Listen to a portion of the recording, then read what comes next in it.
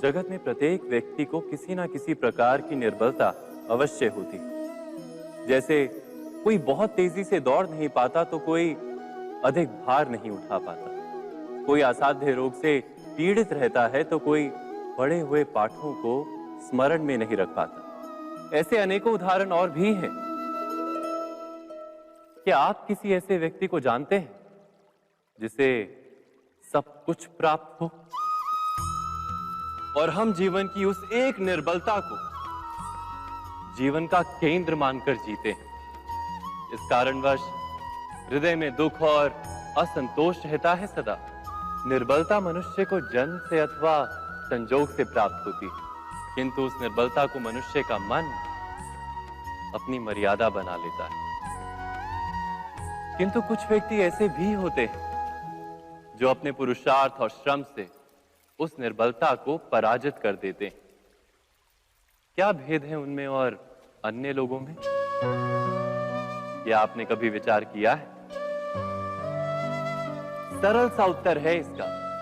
जो व्यक्ति निर्बलता से पराजित नहीं होता, जो पुरुषार्थ करने का साहस रखता है हृदय में, वो निर्बलता को पार कर जाता है। अर्थात निर्बलता अवश्य ईश्वर देता है, किंतु मर्यादा मनुष्य का मन ही निर्मित करता है। स्वयं विचार कीजिए। भविष्य का दूसरा नाम है संघर्ष। हृदय में आज इच्छा होती है और यदि पूर्ण नहीं हो पाती तो हृदय भविष्य की योजना बनाता है। भविष्य में इच्छा पूर्ण होगी ऐसी कल्पना करता रहता है, किंतु जीवन ना तो भविष्य में है ना अतीत में। जीवन तो इस क्षण का नाम, अर्थात इस क्षण का अनुभव ही जीवन का अनुभव। पर हम ये जानते हुए भी इतना सा सत्य समझ नहीं पाते। या तो हम बीते हुए समय के स्मरणों को घेर कर बैठे रहते, या फिर आने वाले समय के लिए हम योजनाएं बनाते रहते हैं और जीवन जीवन बीत जाता है। एक सत्य यदि हम हृदय में उतार लें कि ना हम भविष्य देख सकते हैं, ना ही भविष्य निर्मित कर सकते हैं, हम तो केवल धैर्य और साहस के साथ भविष्य को आलिंगन दे सकते हैं, स्वागत कर सकते हैं भविष्य का। तो क्या जीवन का हर पल जीवन से नहीं भर जाएगा? स्वयं विचार कीजिए।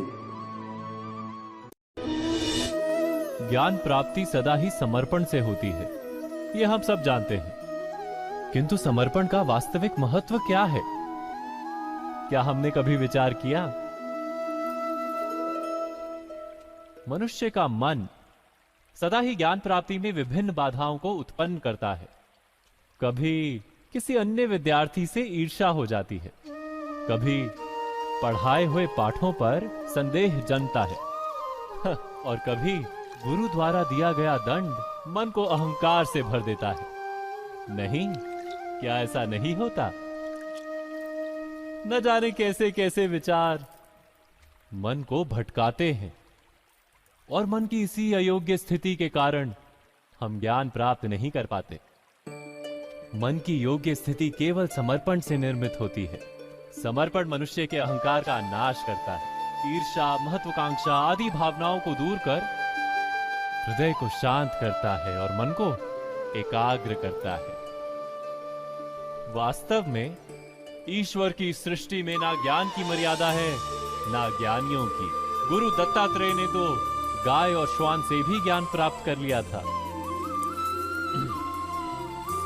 अर्थात विषय ब्रह्म ज्ञान का हो या जीवन के ज्ञान का या गुरुकुल में प्राप्त होने वाले ज्ञान का, उसकी प्राप्ति के लिए गुरु से अधिक महत्व है उस गुरु के प्रति हमारा समर्पण। क्या ये सत्य नहीं? प्रत्येक मनुष्य के जीवन में ऐसा क्षण अवश्य आता है जब सारे स्वप्न, सारी आशाएं, सारे दृश्य ध्वस्त हो जाते हैं। जीवन के सारे आयोजन ही बिखर जाते हैं। एक और धर्म होता है और दूसरी ओर सुख। इसी को धर्म संकट कहते हैं। जब धर्म का वहन ही संकट हो और धर्म का त्याग ही सुख हो।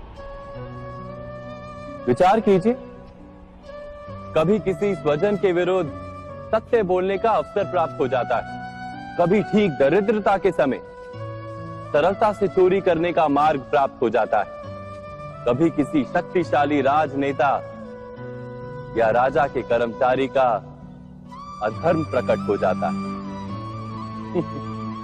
सबके जीवन में ऐसी घटना बनती ही रहती है। अधिकतर लोग ऐसे किसी क्षण को धर्म संकट के रूप में जान ही नहीं पाते। हमें किसी प्रकार के संघर्ष का अनुभव ही नहीं होता। सहजता से सुख की ओर खींचे चले जाते हैं, जैसे मक्खी गुड़ की ओर खींची चली जाती। वास्तव में धर्म संकट का क्षण ईश्वर के निकट जाने का क्षण होता है। यदि हम संघर्षों से भयभीत ना हो, सुख की ओर आकर्षित ना हो, अपने धर्म पर दृढ़ रहे, तो ईश्वर का साक्षात्कार दूर नहीं।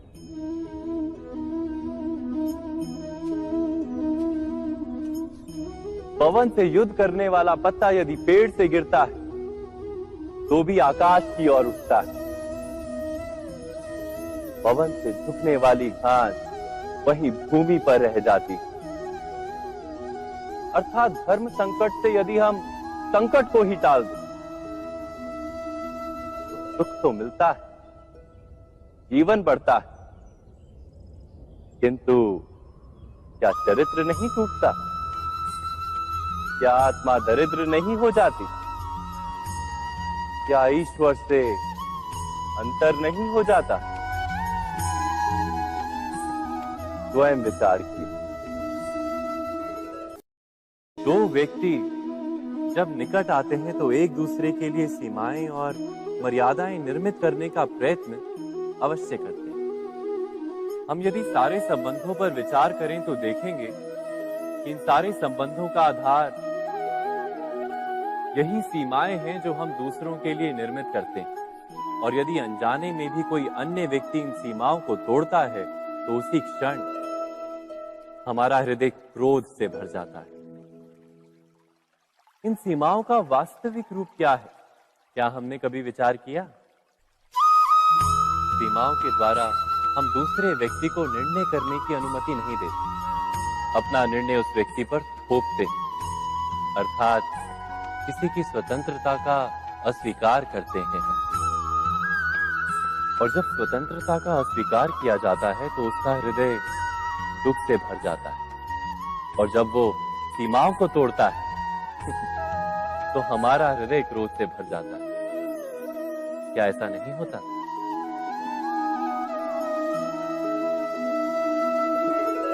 पर यदि एक दूसरे की स्वतंत्रता का सम्मान किया जाए तो किसी मर्यादाओं या सीमाओं की आवश्यकता ही नहीं होती। अर्थात जिस प्रकार स्वीकार किसी संबंध का देह है, क्या वैसे ही स्वतंत्रता किसी संबंध की आत्मा नहीं? स्वयं विचार कीजिए। सबके जीवन में ऐसा प्रसंग अवश्य आता है कि सत्य कहने का निश्चय होता है हृदय में, किंतु मुख से सत्य निकल नहीं पाता। कोई भय मन को घेर लेता है। किसी घटना अथवा प्रसंग के बारे में बात करना या फिर स्वयं से कोई भूल हो जाए उसके बारे में कुछ बोलना, क्या ये सत्य है? नहीं, ये तो केवल तथ्य है। अर्थात जैसा हुआ था वैसा केवल बोल देना सामान्य सी बात। किंतु कभी कभी उस तथ्य को बोलते हुए भी भय लगता है। कदाचित किसी दूसरे की भावनाओं का विचार आता है मन, दूसरे को दुख होगा ये भय भी शब्दों को रोकता है। तो ये सत्य क्या है? क्या हमने कभी विचार किया है? जब भय रहते हुए भी कोई तथ्य बोलता है तो वो सत्य कहलाता है। वास्तव में सत्य कुछ और नहीं, केवल निर्भयता का दूसरा नाम है। और निर्भय होने का कोई समय नहीं होता, क्योंकि निर्भयता आत्मा का स्वभाव है। अर्थात क्या प्रत्येक क्षण सत्य बोलने का क्षण नहीं होता?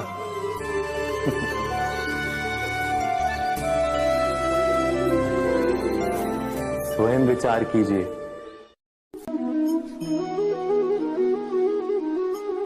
श्रेष्ठता का क्या अर्थ है? श्रेष्ठता का अर्थ है दूसरों से अधिक ज्ञान प्राप्त करना। अर्थात मूल्य इस बात का नहीं कि स्वयं कितना ज्ञान प्राप्त किया, मूल्य इस बात का है कि प्राप्त किया हुआ ज्ञान अन्य लोगों से कितना अधिक है। अर्थात श्रेष्ठता की इच्छा ज्ञान प्राप्ति को भी एक स्पर्धा बना देती है। और स्पर्धा में विजय अंतिम कब होती है?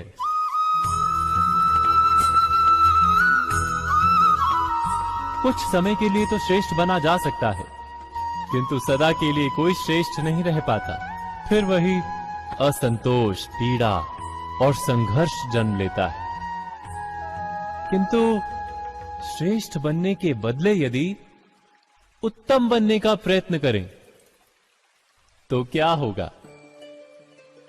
उत्तम का अर्थ है कि जितना प्राप्त करने योग्य है वो सब प्राप्त करना, किसी से अधिक पाने की इच्छा से नहीं, मात्र आत्मा की तृप्ति हेतु कुछ प्राप्त करना। उत्तम के मार्ग पर किसी अन्य से स्पर्धा नहीं होती, स्वयं अपने आप से स्पर्धा होती है।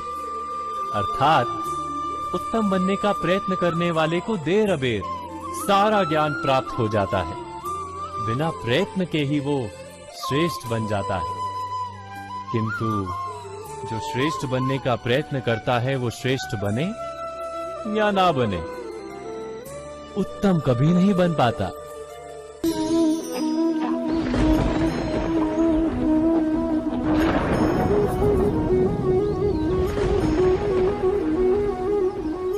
सपनों और पूर्वाभासों के आधार पर हम भविष्य के सुख दुख की कल्पना करते हैं। भविष्य के दुख का कारण दूर करने के लिए हम आज योजना बनाते हैं। किंतु कल के संकट को आज निर्मूल करने से हमें लाभ मिलता है या हानि पहुंचती है, ये प्रश्न हम कभी नहीं करते। सत्य तो ये है कि संकट और उसका निवारण सात जन से, व्यक्ति के लिए भी और सृष्टि के लिए भी। नहीं, आप अपने भूतकाल का स्मरण कीजिए, इतिहास को देखिए, आप तुरंत ही ये जान पाएंगे कि जब जब संकट आता है तब तब उसका निवारण करने वाली शक्ति भी जन्म लेती। यही तो जगत का चलन है। वस्तुतः संकट ही शक्ति के जन्म का कारण है। प्रत्येक व्यक्ति जब संकट से निकलता है तो एक पद आगे बढ़ा होता है, अधिक चमकता है, आत्मविश्वास से अधिक भरा होता है, न केवल अपने लिए अपितु विश्व के लिए भी। क्या ये सत्य नहीं? वास्तव में संकट का जन्म है एक अवसर का जन्म, अपने आप को बदलने का, अपने विचारों को ऊंचाई पर करने का अवसर, अपनी आत्मा को बलवान और ज्ञान मंडित बनाने का अवसर। जो ये कर पाता है उसे कोई संकट नहीं होता, किंतु जो ये नहीं कर पाता वो तो स्वयं एक संकट है विश्व के लिए। विचार कीजिए।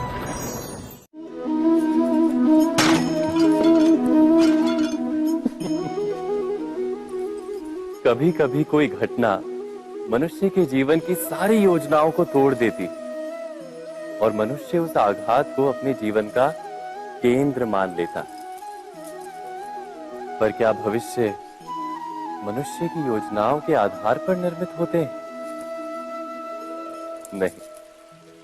जिस प्रकार किसी ऊंचे पर्वत पर सर्वप्रथम चढ़ने वाला उस पर्वत की तलाई में बैठकर जो योजना बनाता है, क्या वही योजना उसे उस पर्वत की चोटी तक पहुंचाती है? नहीं, वास्तव में वो जैसे जैसे ऊपर चढ़ता है वैसे वैसे उसे नई नई चुनौतियां, नई नई विडंबनाएं, नए नए अवरोध मिलते हैं। प्रत्येक पद पर वो अपने अगले पद का निर्णय करता है। प्रत्येक पद पर उसे अपनी योजनाओं को बदलना पड़ता है। कहीं पुरानी योजना उसे खाई में ना ढकेल दे। वो पर्वत को अपने योग्य नहीं बना पाता, केवल स्वयं को पर्वत के योग्य बना सकता है। क्या जीवन के साथ भी ऐसा ही नहीं? जब मनुष्य जीवन में किसी एक चुनौती को, एक अवरोध को अपने जीवन का केंद्र मान लेता है, अपने जीवन की गति को ही रोक देता है, तो वो अपने जीवन में सफल नहीं बन पाता और ना ही सुख और शांति प्राप्त कर पाता। अर्थात जीवन को अपने योग्य बनाने के बदले स्वयं अपने को जीवन के योग्य बनाना ही सफलता और सुख का एकमात्र मार्ग नहीं। स्वयं विचार कीजिए।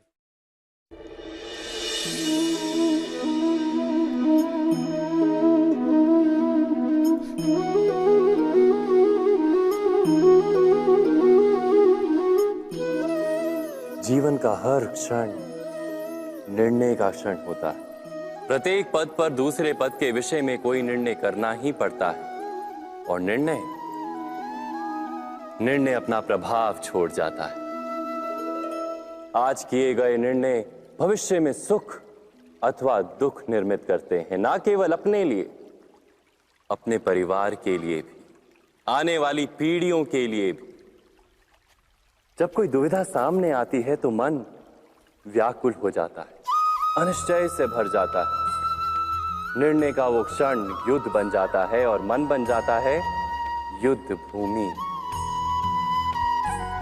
अधिकतर निर्णय हम दुविधा का उपाय करने के लिए नहीं, केवल मन को शांत करने के लिए लेते हैं। पर क्या कोई दौड़ते हुए भोजन कर सकता है? नहीं। तो क्या युद्ध से जूझता हुआ मन कोई योग्य निर्णय ले पाएगा? वास्तव में शांत मन से जब कोई निर्णय करता है तो अपने लिए सुखद भविष्य बनाता है, किंतु अपने मन को शांत करने के लिए जब कोई निर्णय करता है तो वो व्यक्ति भविष्य में अपने लिए कांटों भरा वृक्ष लगाता है।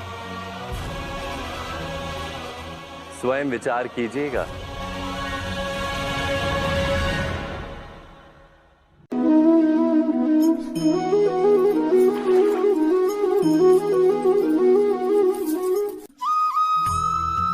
जीवन में आने वाले संघर्षों के लिए जब मनुष्य स्वयं को योग्य नहीं मानता, जब उसे अपने ही बल पर विश्वास नहीं रहता, तब वो सद्गुणों को त्याग कर दुर्गुणों को अपनाता है। वस्तुतः मनुष्य के जीवन में दुर्जनता जन्म ही तब लेती है जब उसके अंतर में आत्मविश्वास नहीं होता। आत्मविश्वास ही अच्छाई को धारण करता है। ये आत्मविश्वास है क्या?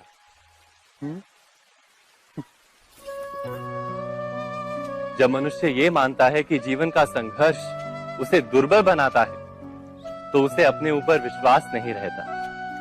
वो संघर्ष के पार जाने के बदले संघर्ष से छूटने के उपाय ढूंढने लगता है।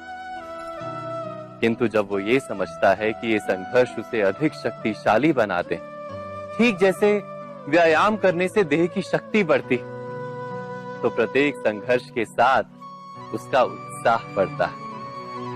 अर्थात आत्मविश्वास और कुछ भी नहीं, मन की स्थिति, जीवन को देखने का दृष्टिकोण मात्र है। और जीवन का दृष्टिकोण तो मनुष्य के अपने वश में होता है। स्वयं विचार कीजिए।